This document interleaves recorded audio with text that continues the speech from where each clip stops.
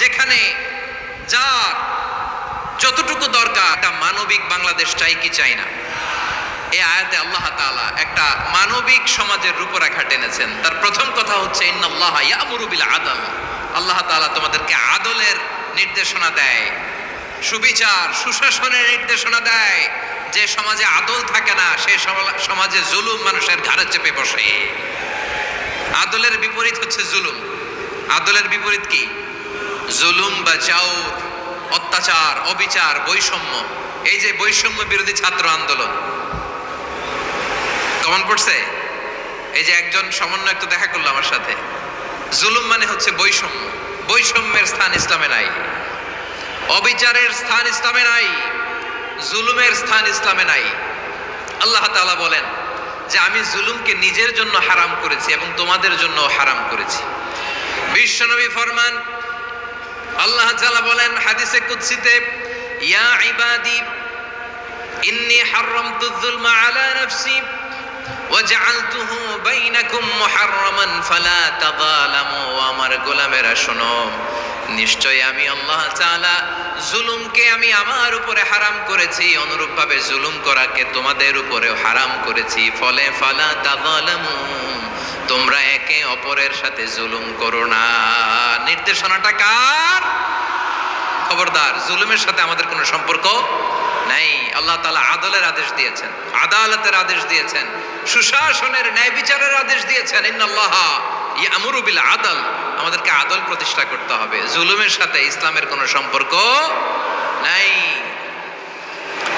আল্লাহ তাআলা জালিমদের জন্য কঠিন শাস্তি প্রস্তুত করে রেখেছেন। যারা এই আদলকে ভুলুণ্ঠিত, কখন রাত কিচ্ছু জানে না, কখন দিন কখন রাত কিছু জানে না, বছরের পর বছর কেটে গিয়েছে।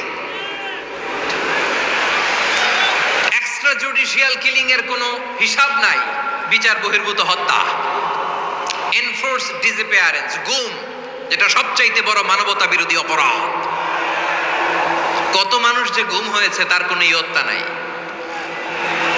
যেই ফ্যামিলির সদস্য গুম হয়েছে তারা কি ওই লোকটার জন্য মাগফিরাতের দোয়া করবে নাকি সুস্বাস্থ্যের দোয়া করবে তারা নিজেরাও জানতো না, কারণ জানে না ও বেঁচে আছে না মরে গেছে। আহা, বিডিআর নওজোয়ানদের যারা ছাড়া পেল দেখলাম, বিনা অপরাধে, কোনো অন্যায় ছাড়া, অপরাধ ছাড়া তাদের জীবন থেকে, তাদের তারুণ্যের, তাদের যৌবনের 15 বছর 16 বছর 17 বছর নাই, 6 মাস বয়সের ছোট বাচ্চাকে রেখে জেলে গেছে। 6 মাসের মেয়ে বেরোয় দেখে মেয়ের বয়স 17 বছর। মেয়ে বাবারে চিনে না, বাবা মেয়েরে চিনে না। মেয়েকে এখন বিয়ে দিয়ে আরেক ছেলের হাতে তুলে দিবে। মেয়ের শৈশব বাবা দেখে নাই, মেয়ের কৈশোর বাবা দেখে নাই, মেয়ের তারুণ্য দেখে নাই। আরেক যুবককে দেখলাম 14 দিনের সংসার, 2 সপ্তাহের সংসার শেষে জেলে গেছে। কত যুবকের যে স্ত্রী চলে গিয়েছে ফ্যামিলি ছেড়ে, কারণ জানে না তো কবে আসবে, কি হবে, কেউ জানতো না। দাম্পত্য জীবনের মাত্র 14 দিনের স্মৃতি, এই স্মৃতিকে আঁকড়ে ধরে এক বোন 16টা বছর 17টা বছর কাটিয়ে দিয়েছে। আমি নিউজটা দেখে ভাবলাম আমার এই বোনের প্রতিটি দিন কিভাবে কেটেছে, প্রতিটি রাত কিভাবে কেটেছে, প্রতিটি ক্ষণ কিভাবে কেটেছে। বিশ্বনবী বলেছেন, ইত্তাকি দাওয়াতাল মাজলুম ফাইন্না লাইসা বাইনাহু ওয়া বাইনাল্লাহি হিজাব। মাজলুমের কান্নাকে ভয় করো, কারণ মাজলুমের কান্না আর আল্লাহর মাঝে কোনো পর্দা থাকে না। এরকম কোন জুলুম বাংলাদেশে দেখতে চাই না। জোরে বলেন ঠিক কিনা? আর কেউ নতুন করে জালিম হোক আপনারা চান? আবার নতুন করে কেউ ফ্যাসিস্ট হোক আপনারা চান? এক দল আরেক দলকে নিশ্চিহ্ন করার রাজনীতিতে মেতে উঠুক এটা আপনারা চান? আমরা বাংলাদেশকে আদল দিয়ে সাজাতে চাই। আমরা এই 56,000 বর্গ মাইলের প্রতিটা ইঞ্চি মাটিকে কোরআনের আইন দিয়ে সাজাতে চাই। রাজি আছেন আপনারা? ওই মিশরীর গায়ের মধ্যে কয়েকটা লাঠি দিয়ে বাড়ি মেরেছে। মিশরী যে মদিনাতে ওমরে ফারুকের কাছে বিচার দিলেন, আপনার গভর্নরের ছেলে অন্যায়ভাবে আমার গায়ে হাত তুলেছে। সাইয়েদনা ওমরে ফারুক আবার ফরমান জারি করলেন, আসো মদিনাতে আসো। মিশরীকে ডাকলেন। ওই মিশরের গভর্নর আমর ইবনুল আস রাদিয়াল্লাহু তাআলা আনহুকে ডাকলেন। তার ছেলেকেও ডাকলেন, সবাই বসে রইল। আমর ইবনুল আস রাদিয়াল্লাহু তাআলা আনহু মাথা নিচু করে বসে আছেন, লজ্জায় কাচুমাচু। হায় হায়, আজকে আমার ছেলের কারণে আমিরুল মুমিনিন খলিফাতুল মুসলিমিন ওমরে ফারুকের কাছে আমি জনসম্মুখে লজ্জিত হচ্ছি। সাইয়েদনা ওমরে ফারুক বললেন, এই নাও লাঠি, গভর্নরের ছেলে তোমার মাথার মধ্যে যতগুলো বাড়ি মেরেছে, আজকে জনসম্মুখে তুমি অতগুলা বাড়ি মারো।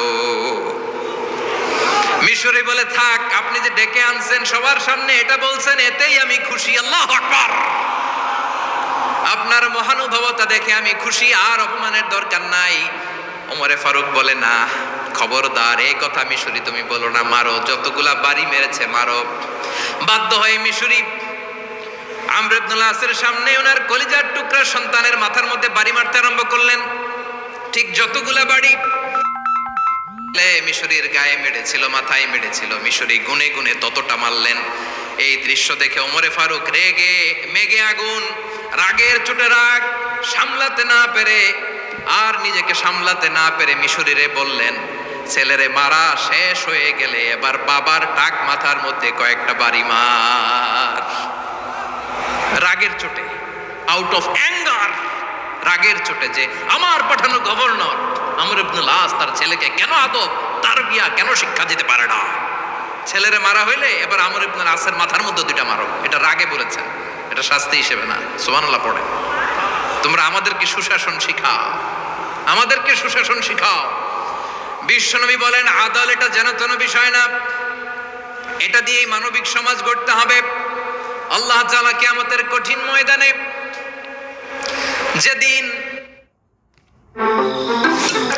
যেদিন স্বামী স্ত্রীকে চিনবে না, স্ত্রী স্বামীকে দেখে পালিয়ে যাবে, বন্ধু বন্ধুরে চিনবে না, পীর সাহেব মুরিদরে চিনবে না, মুরিদ পীর সাহেবরে চিনবে না, দলের কর্মী তার নেতারে চিনবে না, নেতা তার কর্মীরে চিনবে না, বন্ধু বন্ধুরে দেখে পালাবে। এই কঠিন মুহূর্তে সূর্যটা মাথার কাছে চলে আসবে, জমিনটা তামার জমিন হবে। আজকের জমিনের মতো নয়। মানুষ ঘর্মাক্ত, ক্লান্ত, শ্রান্ত মাথার মগজগুলো কানের ছিদ্র আর নাকের ছিদ্র দিয়ে বেয়ে বেয়ে পড়বে। বিশ্বনবী ফরমান, কিয়ামতের ওই কঠিন ময়দানে 7 শ্রেণীর ব্যক্তিকে রব্বুল আলামিন তার আরশের নিচে ছায়া দিবেন। তার মধ্যে প্রথম শ্রেণীর ব্যক্তি হলো ইমামুন আদিল। ইমামুন আদিল, ন্যায়পরায়ণ শাসক, যে ইনসাফের সাথে বিচার করে, যে জাস্টিস সমাজে সার্ভ করে, যে সুশাসন নিশ্চিত করে, ওই ইমামুন আদিল। আদিল শব্দটা বুঝছেন না? ইন্নাল্লাহা ইয়া'মুরু বিল আদল, পাইছেন? আদিল। 7 শ্রেণীর ব্যক্তিকে আল্লাহ তাআলা সুশীতল আরশের নিচে ছায়া দিবেন, যেদিন তার দেয়া ছায়া ছাড়া কোনো ছায়া থাকবে না। এর প্রথম হচ্ছে ইমামুন আদিল, ন্যায়পরায়ণ শাসক। চিল্লায় বলেন সুবহানাল্লাহ। আবার বিশ্বনবী বললেন, ইন্নাল মুকসিতিনা ইনদাল্লাহি আলা মানাবিরা মিন নূর আন ইয়ামিনির রহমান। কিয়ামতের দিন যারা ন্যায়পরায়ণ হিসেবে আল্লাহর সামনে দাঁড়াবে, কিয়ামতের দিন রব্বুল আলামিন তার আরশের ডান দিকে ওই ন্যায়পরায়ণ লোকদের জন্য আরশের ডান দিকে একটা নূরের মিম্বারে তাদেরকে বসার সুযোগ করে দিবে। আল্লাহর আরশের ডান দিকে ন্যায়পরায়ণ লোকদের জন্য আল্লাহ তাআলা নূরের মিম্বার বানাবে। চারটে কেন কথা মনে করেছেন? আল আদাল, জাস্টিস। ইন্নাল্লাহা ইয়া'মুরু বিল আদল। আল্লাহ তাআলা এই আদালতের নির্দেশনা দেয়, সুবিচার, সুশাসন। প্রিয় ভাইয়েরা, এটা আমরা বাংলাদেশে চাই কি চাই না? এই যে অরাজকতা, এই যে অন্যায়, এই যে জুলুম, এই যে ইনকনসিস্টেন্সি সমাজের অসঙ্গতির প্রধান কারণ জাস্টিস নাই, সুবিচার নাই, সুশাসন নাই। শেষবারের মতো আওয়াজ করে বলেন তো, আমরা বাংলাদেশে আদল চাই কি চাই না? তাহলে প্রথম নির্দেশনা শেষ। আল্লাহ তাআলা তোমাদেরকে আদলের আদেশ দেন। এরপরে আল্লাহ বললেন, আমি তোমাদেরকে ইহসানের আদেশ দেই। ইন্নাল্লাহা ইয়া'মুরু বিল আদলি ওয়াল ইহসান। আমি তোমাদেরকে যেমনি আদলের নির্দেশনা দেই, তেমনি ভাবে তোমাদেরকে ইহসানের নির্দেশনা দেই। ইহসান, আওয়াজ করে সবাই বলেন তো ইহসান।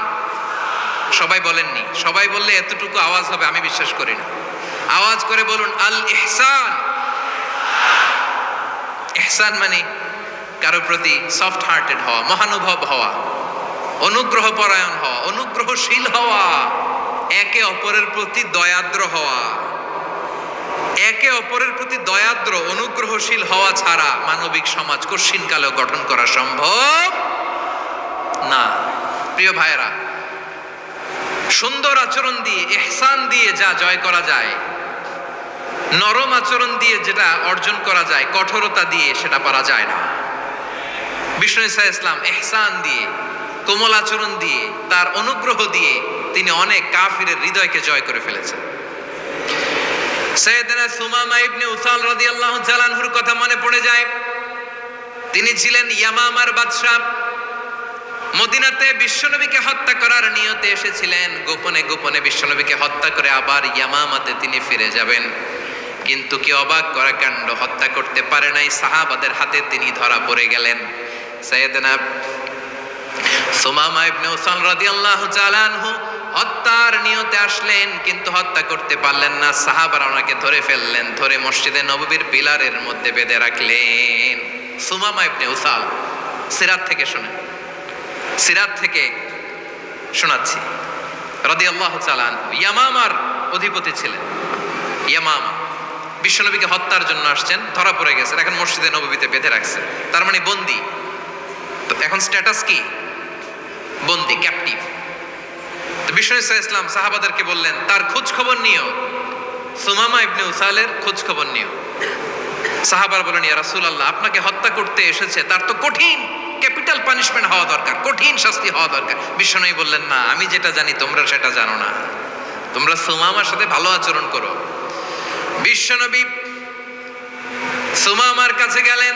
প্রথম দিন যে তিনি কালেমার দাওয়াত দিলেন, ইমানের দাওয়াত দিলেন, ইসলামের দাওয়াত দিলেন, রিসালাতের দাওয়াত দিলেন, আখিরাতের দাওয়াত দিলেন।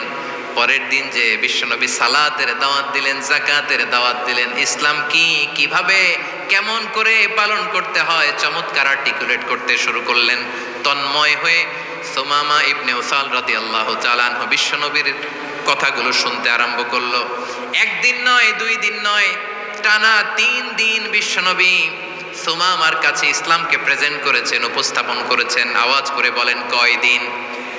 3 দিন। 3 দিন মসজিদে নববীতে বাঁধা। আর সাহাবীদেরকে বললেন, তার খোঁজ খবর নিও, তোমরা যে রুটি বানাও এর মধ্যে সবচেয়ে ভালো আটার রুটিটা তারে দিও, সবচেয়ে রিফাইন্ড খেজুর, যেটা পিওর খেজুর, এটা তারে দিও। আর বিশ্বনবী নিজের উট থেকে দুধ দহন করে ওনার বাড়ির এক কর্মচারীকে বলেছেন, দুধ দহন করে সুমামার জন্য নিয়ে যেও। সুবহানাল্লাহ পড়বেন না? সবাই তো অবাক, ইয়ামামা থেকে আসছে নবীকে হত্যা করতে, বিশ্বনবী দেখে তারে জামাই আদর করে, তাকে মজার মজার খাবার দিও, দুধ দিও, আদর আপ্যায়ন করো। 1 দিন নয়, 2 দিন নয়, টানা 3 দিন বিশ্বনবী এভাবে সুমামার কাছে যেয়ে যেয়ে ইসলামকে প্রেজেন্ট করতে আরম্ভ করলেন, ইসলামকে উপস্থাপন করতে শুরু করলেন। আর তাকে চমৎকার এন্টারটেইনমেন্ট, আপ্যায়ন দিতে আরম্ভ করলেন। টানা 3 দিন যখন ইসলামের দ্য বিউটিজ অফ ইসলাম, ইসলামের সুমহান বাণী, সৌন্দর্য তার কাছে উপস্থাপন শেষ, তাকে আপ্যায়ন শেষ, বিশ্বনবী বললেন সাহাবেদেরকে, যাও এবার সুমামার হাতের পায়ের রশি দুটো খুলে দাও। তারা বললেন, ইয়া রাসূলুল্লাহ, কি বলেন আপনি? ও তো হত্যাকারী, সুযোগ পায় নাই, আপনারে মারতে পারে নাই, ছেড়ে দিলে আবার ও আপনার উপর তলোয়ার নিয়ে ঝাঁপিয়ে পড়বে। নবী, এই সিদ্ধান্ত আপনি নিতে যাবেন না।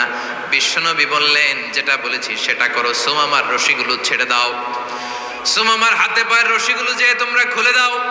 সাহাবারা তর্ক জুড়ে দিলেন, লা ইয়া রাসূলুল্লাহ, এমনটা করবেন না, তো ভয়ঙ্কর, ভয়ঙ্কর খুনি, কি জানি কি হয়ে যায়। বিশ্বনবী বললেন, না, তার হাতে পায়ের রশিগুলো খুলে দাও। সাহাবারা বিশ্বনবীর কথা মতো তার হাতে পায়ের রশিগুলো খুলে দিল। সুমামা মুহূর্তের মধ্যে মসজিদে নববী থেকে বের হয়ে ইয়ামামায় ফিরে না যে মসজিদে নববীর পাশে একটা খেজুর বাগান ছিল, সেখানে চলে গেলেন। সেখানে একটা ছোট্ট কুয়া ছিল, কুয়ার পানি দিয়ে তিনি গোসল করলেন। সুবহানাল্লাহ পড়েন। কুয়ার পানি দিয়ে গোসল করে মসজিদে নববীর সামনে এসে বিশ্বনবী এবং সাহাবাদের সামনে দাঁড়িয়ে সাব্বাবা উঁচু করে বললেন, আশহাদু আল্লা ইলাহা ইল্লাল্লাহ ওয়া আশহাদু আন্না মুহাম্মাদান আবদুহু ওয়া রাসূলুহু। আল্লাহু আকবার। আমি সাক্ষ্য দিচ্ছি আল্লাহ ছাড়া কোনো ইলাহ নাই, আর মুহাম্মদ আল্লাহ তাআলার প্রেরিত বান্দা এবং রাসূল। প্রিয় ভাইয়েরা, ইহসান দিয়ে যা জয় করা যায়, কঠোরতা দিয়ে সেটা কঠিনকালেও জয় করা যায় না। আওয়াজ করে বলেন ঠিক কি না?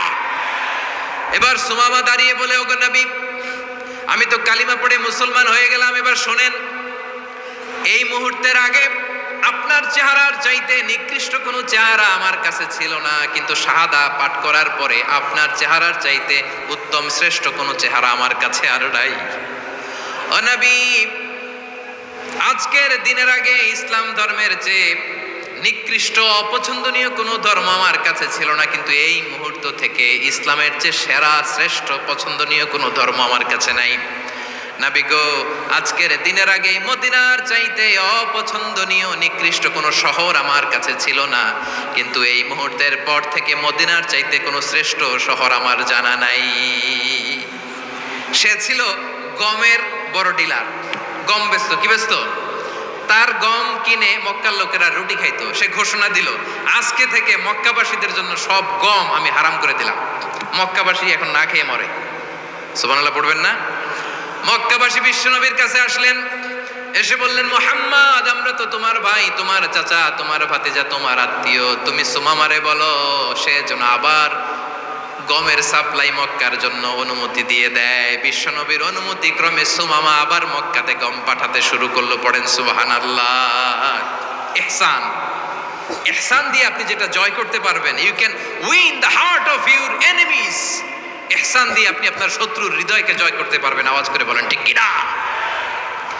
এজন্য আল্লাহ বললেন, ওয়া আনফিকু ফি সাবিলিল্লাহি ওয়া লা তুলকু বিআইদিকুম ইলাত তাহলুকা ওয়া আহসিনু ইন্নাল্লাহা ইউহিব্বুল মুহসিনিন। তোমরা আল্লাহর রাস্তায় দান করবে আর নিজেরা নিজেদেরকে ধ্বংসের হাতে ঠেলে দিও না। তোমরা একে অপরের প্রতি ইহসান করবে, কারণ ইহসানকারীদেরকে আল্লাহ বড্ড ভালোবাসেন। সুবহানাল্লাহ পড়েন। আবার সূরা রহমানে আল্লাহ বললেন, হাল জাযাউল ইহসানি ইল্লাল ইহসান ফাবিআইয়ি আলা, সবাই পড়েন, ফাবিআইয়ি আলাই রাব্বিকুমা তুকাযযিবান। ইহসানের প্রতিদান হিসেবে ইহসানি হয়। বিশ্বনবী সুমামার প্রতি যেমন ইহসান করেছেন, সুমামাও ঠিক তেমন ইহসান ফিরিয়ে দিয়েছে। ঠিক কিনা বলেন? তাহলে এক নম্বরে হচ্ছে আদ, ন্যায় বিচার। দুই নম্বরে সবাই বলেন ইহসান, সদাচরণ। ইহসান দুই ধরনের প্রিয় ভাইরা, ইহসান ফিল ইবাদা, ইহসান ফিল মুআমালা। ইহসান ফিল ইবাদা হচ্ছে একাগ্র অনুভবে ইবাদতে ডুব দেওয়া, এর নাম ইবাদতের ইহসান। সুবহানাল্লাহ পড়ে। বিশ্বনবী বলেন ইহসান মানে কি জানো নাকি? হাদিসে জিবরিলে সাইয়েদনা জিবরিল আলাইহিস সালাম বিশ্বনবীকে বললেন, আখবিরনি আনিল ইহসান। নবী আমাদেরকে বলেন ইহসান মানে কি? বিশ্বনবী বললেন, আনতা আবুদাল্লাহা কাআন্নাকা তারাহু ফাইন লাম তাকুন তারাহু ফাইন্নাহু ইয়ারাক। ইহসান মানে হলো এমন ভাবে তুমি আল্লাহর সামনে নিজেকে উজাড় করে ইবাদত করবে, তুমি ভাববে তুমি আল্লাহকে দেখতে পাচ্ছ। আর এটা যদি ভাবা তোমার জন্য কঠিন হয়ে যায়, অন্তত এতটুকু তুমি ভাববা যে আল্লাহ তোমাকে দেখতে পাচ্ছেন। ঠিক কিনা বলেন? ও আমার বীর চট্টলার ভাইয়েরা, কেউ যেটা দেখে না সেটা দেখে কে? এই বিশ্বাস হৃদয়ের মধ্যে আছে? নামাজে যখন দাঁড়ান এই ফিলিংসটা আনা যাবে? হ্যাঁ, এশার সালাত তো এখনো হয় নাই না? আলোচনা শেষে এশার সালাত এখানে অনুষ্ঠিত হবে, তাই না? আচ্ছা বলুন তো, আমরা এশার সালাত পর্যন্ত বেঁচে থাকবো এই গ্যারান্টি আছে কার কার? হাত তোলেন। কয়েকজন হাত তুলছে পেছনে, না বুঝে তুলে ফেলছে।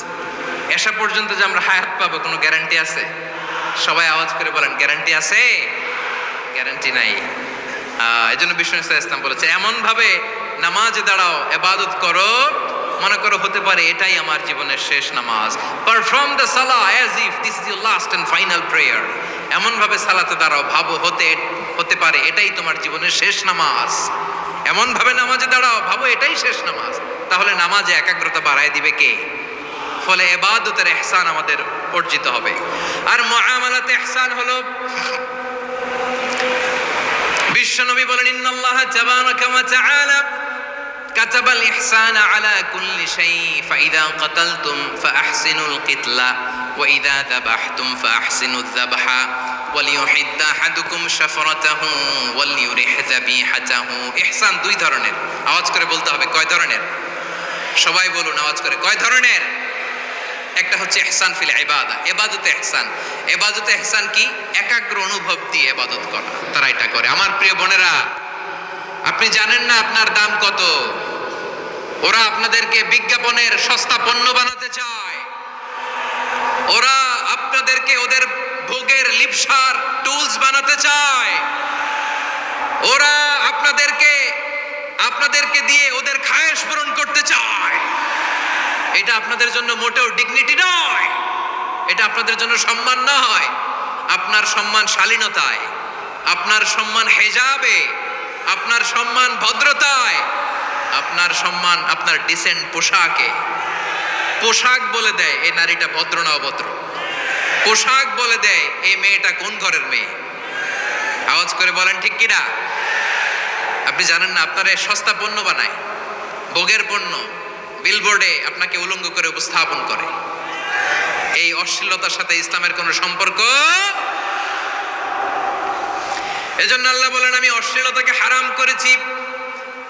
অশ্লীলতাকে হারাম করার প্রথম কারণ হলো এর মাধ্যমে মানবতাকে অপমানিত করা হয়। কারণ মানুষের সম্মান মানুষের পোশাকে। মানুষ যখন পোশাকহীন হয়ে যায়, বস্ত্রহীন হয়ে যায়, তার সম্মান কমে যায়, ঠিক কিনা?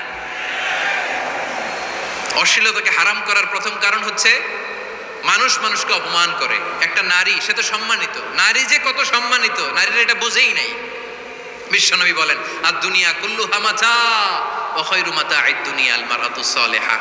আমার বোনেরা, 5টা প্যান্ডেলে আপনারা এলইডিতে আমার আলোচনা শুনছেন, আমি জানি। আপনাদের এই গর্ভ যে কত দামি আপনি জানেন না।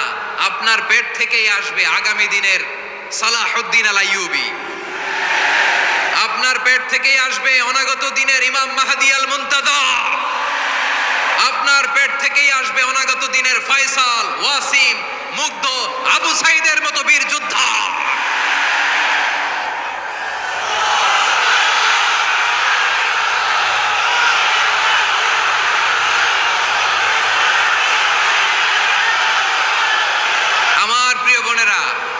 আমার প্রিয় বোনেরা, বিশ্বনবীর কথার ওজন খেয়াল করেন। আর দুনিয়া কুল্লুহা মাতা ওয়া খায়রু মাতা'আদ দুনিয়া আল মারআতুস সালিহা। দুনিয়ার সবকিছুই অ্যাসেট, এর মধ্যে সবচেয়ে দামি অ্যাসেট নেককার নারী। আপনার গর্ভ যে কত দামি আপনি জানেন না। নিজের সময়টাকে কাজে লাগান, কোরআন পড়েন, সুন্নাহ পড়েন। আপনার অনেক দায়িত্ব ঘরে। You are the MD of your family. একটা family it's a very big institution. পরিবার একটা অনেক বড় প্রতিষ্ঠান। and you are the MD of your institution. আপনি এই পরিবারের MD, managing director of your family. এখানে আপনার কত দায়িত্ব। আপনি ছেলেমেয়েদেরকে তারবিয়া করবেন, আপনি আপনার স্বামীর জন্য ঘরটারে জান্নাতের নীর বানাবেন, আপনার জন্য জান্নাতের ডুপ্লেক্স বাড়ি ওইখানে তৈরি করে রাখবে কে? আপনি যে কত দামি আপনি জানেন না। নারীদেরকে আল্লাহ বানিয়েছেন উচ্চতর করে, নিম্নতর নয়। নারীদেরকে ছোট্ট জিনিস দিলে এটারে বড় করে দেয়। নারীদেরকে ভ্রূণ দিলে, শুক্রাণু দিলে নারী এটারে বাচ্চা হিসেবে উপহার দেয়, ঠিক কিনা? বিয়ের মাধ্যমে স্বামী যখন তার শুক্রাণু তার স্ত্রীকে উপহার দেয়, স্ত্রী রিটার্নে কি উপহার দেয়? ফুল ফর্ম বেবি, মানব সন্তান। দেখছেন, আপনি দিলেন একটুক, উনি দিছে বিশাল। আপনি যদি নারীকে বাজার এনে দেন, নারী এটাকে সুস্বাদু খাবারে রূপান্তর করে দেয়। আপনি তাকে একটা মুচকি হাসি দিয়ে দেন, সে তার কলিজা দিয়ে দেয়। সে আপনার জীবনকে জাহান্নাম বানায়া দেয়। খবর আছে, নারীর মন বুঝতে পারলে নেয়ামত, বুঝতে না পারলে কিয়ামত, ঠিক কিনা বলেন? আমার প্রিয় বোনেরা, আপনি যে কত দামি আপনি জানেন না। জানেন না আপনি কত দামি, অনেক দামি আপনি। আপনাদেরকে যেন ভোগের সস্তা পণ্য বানাতে না পারে আপনাদেরকে সচেতন থাকতে হবে, সজাগ থাকতে হবে, কনসার্ন থাকতে হবে। শয়তানের ওই হাতছানির দিকে আর নজর দেওয়া যাবে না। তাহলে কেন আল্লাহ তাআলা এই ফাহশা অশ্লীলতাকে হারাম করলেন? 1 নাম্বার, এতে হিউম্যান ডিগনিটি কমে। 2 নাম্বার, এতে মানুষের অধিকার নষ্ট হয়। আপনি বিয়ে করেছেন, এরে পরকিয়া করেন, ওর সাথে এরকম আছে না নাই? স্ত্রীর অধিকার নষ্ট করেছেন, আপনি বিবাহ সম্পর্কে আবদ্ধ হয়েছেন তার সাথে, আপনি পরকিয়া করেন ওই ছেলের সাথে, আপনি আপনার হাজবেন্ডের সাথে বিট্রে করেছেন, এজন্য আল্লাহ অশ্লীলতাকে হারাম করেছেন। অশ্লীলতাকে হারাম করার আরেকটা কারণ হচ্ছে আল্লাহ তাআলা এই হিউম্যান জেনারেশনকে এটাকে প্রিজার্ভ করতে চায়। হিফজুন নাসাল, এটা মাকাসিদুশ শরিয়ার অনেক গুরুত্বপূর্ণ একটা মাকাসিদ, অনেক গুরুত্বপূর্ণ। আপনার নাসাল, আপনার জেনারেশনকে সংরক্ষণ করা। এই যে আসতেছে ফেব্রুয়ারি, কত ফেব্রুয়ারি জানো?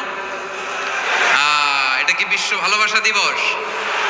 হ্যাঁ, কি দিবস? এই বিশ্ব ভালোবাসা দিবসের সাথে মুসলমানদের কোনো সম্পর্ক নাই। আমার প্রিয় ভাইরা, এই যে আপনি অবৈধ সম্পর্কে জড়ালেন, কেন আল্লাহ অশ্লীলতাকে হারাম করেছে দেখেন। বলতেছিলাম যে এটা আপনার নাসাল, আপনার জেনারেশন, আপনার লিনিয়েজ, আপনার বংশকে প্রিজার্ভ করা। কে কার বাবা, কে কার মা, বাবা মা জানা, প্রজন্মকে প্রিজার্ভ করা, এটা ইসলাম ওয়াজিব করে দিয়েছে। এই যে অবৈধ সম্পর্কের কারণে, বিশ্ব বেহায়া দিবসের কারণে, এগুলোর আউটকাম, আউটপুট হিসেবে মাঝে মাঝে এই ঢাকা মেডিকেলের ডাস্টবিনে নবজাতকের বাচ্চার কান্নার আওয়াজ শুনতে পাওয়া যায়। চট্টগ্রাম মেডিকেলের ডাস্টবিনে নবজাতকের কান্না শুনতে পাওয়া যায়। বীর চট্টলার মুসলমানেরা বুঝতে পারলে আওয়াজ করে বলেন, এই যে চট্টগ্রাম মেডিকেলে যে নবজাতকটা পাওয়া গেল, ওর বাবাকে আমাকে বলেন, ওর বাবাকে, ওর মাকে, ও কোন ফ্যামিলির সন্তান কেউ জানে? আপনি হিউম্যান ডিগনিটিকে অপমান করেছেন না? আপনি তার ভবিষ্যৎকে অন্ধকার করেছেন না? আপনি তার লিনিয়েজকে প্রশ্নবিদ্ধ করে দিয়েছেন না? এই জন্য আল্লাহ তাআলা অশ্লীলতাকে আমাদের জন্য হারাম করে দিয়েছেন। পড়েন সুবহানাল্লাহ। এই জন্য রাব্বুল আলামিন বলেন, কুল ইন্নামা হাররামা রাব্বিয়াল ফাওয়াহিশা মা যাহারা মিনহা ওয়া মা বাতান। প্রকাশ্য অপ্রকাশ্য সব অশ্লীলতাকে হারাম ঘোষণা করে দিয়েছে কে? আবার দুনিয়ার বুকে যারা অশ্লীলতার প্রসার করে তাদের জন্য শাস্তি মজুদ রেখেছে কে? রব্বুল আলামিন বলেন, ইন্নাল্লাযীনা ইউহিব্বুনা আন তাশিআল ফাহিশাতু ফিল্লাযীনা আমানু লাহুম আযাবুন আলীমুন ফিদ দুনিয়া ওয়াল আখিরাতি ওয়াল্লাহু ইয়া'লামু ওয়া আনতুম লা তা'লামুন। নিশ্চয়ই যারা বিশ্বাসীদের মাঝে অশ্লীলতার প্রচার প্রসার করতে চায় তাদের জন্য আমি মর্মন্তুদ শাস্তি প্রস্তুত করে রেখেছি, দুনিয়াতেও রেখেছি, আখিরাতেও রেখেছি। ঘোষণাটা কার? যারাই নাটকের নামে, সিনেমার নামে, রূপালী জগতের নামে, মুভির নামে, ওটিটি প্ল্যাটফর্মের নামে আমার সমাজে অশ্লীলতা ছড়াতে চায় তাদের জন্য কঠিন মর্মন্তুদ শাস্তি মজুদ রেখে দিয়েছে কে? ও আমার বোনেরা, এখনো আপনি জাগবেন না? এখনো আপনার চিন্তার দুয়ারে এখনো নাড়া পড়ে নাই? ওরা আপনাকে উলঙ্গ বানাতে চায়, ওরা আপনাকে আইটেম গার্ল বানাতে চায়। এজন্য ইসলাম অশ্লীলতাকে হারাম করেছে। হারাম। ইসলাম বলেছে যোজন যোজন দূরে থাকো, ওরা বলে না কাছে আসো, কাছে আসার গল্প। চাঁদাবাজ মুক্ত বাংলাদেশ চাই, জুলুম মুক্ত বাংলাদেশ চাই, ফ্যাসিজম মুক্ত বাংলাদেশ চাই, গুণ খুন খারাপি মুক্ত বাংলাদেশ চাই। আমরা নতুন ভোরের বাংলাদেশ চাই। ওই বাংলাদেশ পাওয়ার জন্য মুনকার প্রতিরোধে, অন্যায় প্রতিরোধে যদি বাঘের বাচ্চার মতো, আবু সাঈদের মতো দুই হাত উঁচু করে বুককে টান টান করে প্রসারিত করে দাঁড়াতে হয়, রাজি আছো মুসলমান? কারা কারা রাজি? আল্লাহকে হাত দেখিয়ে প্রতিজ্ঞা করো।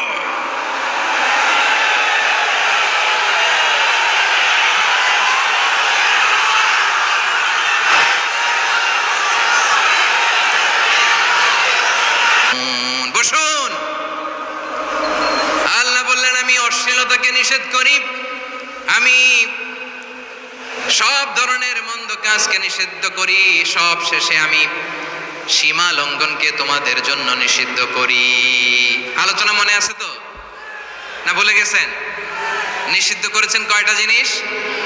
1 নম্বরে অশ্লীলতা, 2 নম্বরে মুনকার তথা সব মন্দ কাজ, 3 নম্বরে আল বাগি, সীমা লঙ্ঘন, ক্রসিং দ্য লিমিট।